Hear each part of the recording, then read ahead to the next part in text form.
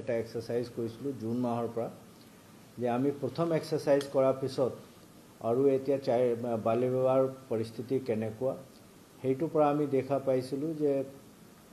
যেটো আমি প্ৰথম এক্সাৰচাইজ কৰিলোঁ তাৰ পিছত সেই ব্যাধিটো যথেষ্ট কমিছিলে তথাপিও কিছু অঞ্চলত সেইটো এতিয়াও চলি আছে সেইটোৰ ওপৰত আমি জুন জুলাই আগষ্ট মাহত 3 মাহত এক্সাৰচাইজ কৰি আমি প্ৰায় 700 মান কেছ পাইছিলোঁ সেই ভিত্তিত আমি গভৰ্ণমেণ্টৰ পৰা যেতিয়া নিৰ্দেশ পাইছিলোঁ সেই নিৰ্দেশ মৰ্মে আমি 2 অক্টোবৰ তাৰিখত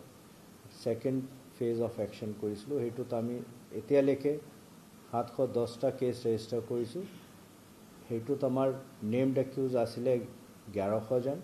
এই 1100 জনৰ ভিতৰত আমি এতিয়ালৈকে 915 জন মানুহ আৰেষ্ট কৰিছোঁ ইয়াৰ পিছত আমি গতানুগতিক আমাৰ যেটো ব্যৱস্থা আছে সেই মতে আমি ইনভেষ্টিগেশ্যন কৰিম ইনভেষ্টিগেশ্যন কৰাৰ পিছত চাৰ্জশ্বিট দাখিল কৰা হ'ব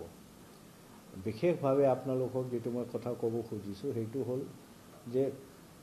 আমাৰ উপলব্ধি হিচাপে মই কৈছোঁ যে আমি যেতিয়া প্ৰথম এক্সাৰচাইজ কৰিছিলোঁ এইটো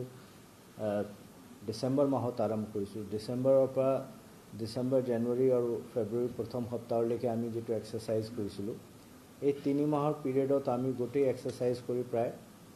4,500 তেনেকুৱা কেছ পাইছিলোঁ কিন্তু এইবাৰ আমি 3,003টা মাহত যেতিয়া কমপ্লিট ভেৰিফিকেশ্যন কৰিছোঁ আমি অকল 700 কেছ পাইছোঁ তাৰমানে সেইটো যথেষ্ট এতিয়া কমি আহিছে আৰু মাননীয় মুখ্যমন্ত্ৰী মহোদয় যেটো নিৰ্দেশ দিছে সেই নিৰ্দেশ মৰ্মে আমি বছৰত প্ৰায় 2টামান একশ্যন কৰি থাকিব লাগিব যেতিয়ালৈকে এই ব্যাধিটো পূৰ্ণৰূপে আমাৰ অসমৰ পৰা গুচি নাযায় মই ভাবোঁ যেনেকৈ আমি চলি আছোঁ যেটো প্ৰগ্ৰেছ প্ৰথম ফেজৰ পৰা সেকেন্ড ফেজৰ ভিতৰত হৈছে যদি আমি 2 বছৰ এনেকুৱা এক্সাৰচাইজটো চলাই দিওঁ তেতিয়া সেই ব্যাধিটো অসমৰ পৰা